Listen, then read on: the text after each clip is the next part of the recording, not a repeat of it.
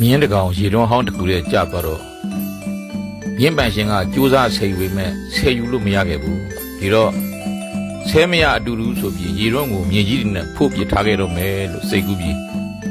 ရေတွန်းပေါ်ကနေမြေကြီးတွေနဲ့ဖို့ချလိုက်တယ်ရေတွန်းထဲကမြင်းအတွက်ကတော့သေုံမတပါဘာတတ်နိုင်တော့မှလဲသူ့အတွက်တော့ဒါဟာကံအဆိုးဆုံးအခြေအနေပါပဲအဲ့ဒီလိုကံအဆိုးဆုံးအခြေအနေသိရတော့မဲ့အခြေအနေဇိုးတွေကနေလွတ်မြောက်ဖို့မြင်းဟာရေတွန်းပေါ်ကလောင်းချလို့ကြောကုန်းပေါ်ကျလာတဲ့မြေကြီးတွေကိုတောက်ခမ်းပြီးခါခါချလိုက်တဲ့ကြောကုန်းပေါ်ကျလာတဲ့မြေကြီးတွေကိုတောက်မခံပဲခါညှွတ်ကျသွားလို့ပြန်မထနိုင်ဘူးဆိုရင်တော့အဲ့ဒီမြင်းကိုလောကရန်ကအနိုင်ယူသွားမှာပေါ့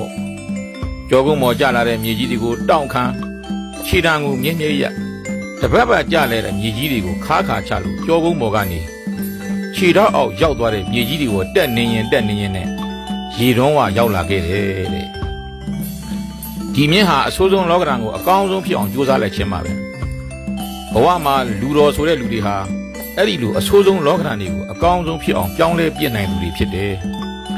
တိုင်းသမားကောင်းဆိုတာရန်သူအင်အားကိုကိုယ်အင်အားဖြစ်အောင်ပြောင်းလဲယူတတ်တယ်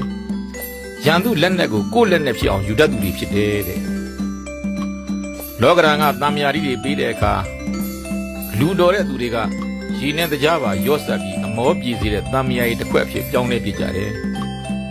ချင်းစုပ်နေတဲ့တံမြာရီကိုပေးရမလားဆိုပြီးစိတ်ဆိုးဒေါသထွက်ပြီးတံမြာရီကိုလွှင့်ပစ်လိုက်ရင်တံမြာရီတစ်ခွက်ဆုံးရှုံးရမှာပေါ့လောကရန်ဆိုတာကြောက်ဖို့မဟုတ်ဘူးလူတွေရဲ့အခက်အခဲလိုအပ်ချက်တွေကိုဖြည့်ရှင်းရင်းနဲ့ဒီနေ့သိပ္ပံပညာတွေတိုးတက်လာခဲ့ကြတာဖြစ်တယ်ယောဂမျိုးစုံတွေဖြစ်ပေါ်လာလို့ဆေးဝါးပေါင်းစုဖော်စရင်ဆေးပညာလောကတိုးတက်လာတာဖြစ်တယ်ပြောချင်တာကလောကရန်ဇိုးတွေဟာကြောက်စရာမဟုတ်ဘူးအဲ့ဒီလောကရန်ဇိုးတွေကိုတုံ့ပြန်နိုင်တဲ့အသည့်တုံ့ပြန်ရတဲ့သတ္တိတုံ့ပြန်မှုစွမ်းအားတုံ့ပြန်နိုင်တဲ့ပညာကိုယ်မှာရှိနေဖို့သာလိုအပ်တယ်လောကမှာအောင်မြင်ခြင်းနဲ့ဆိုရင်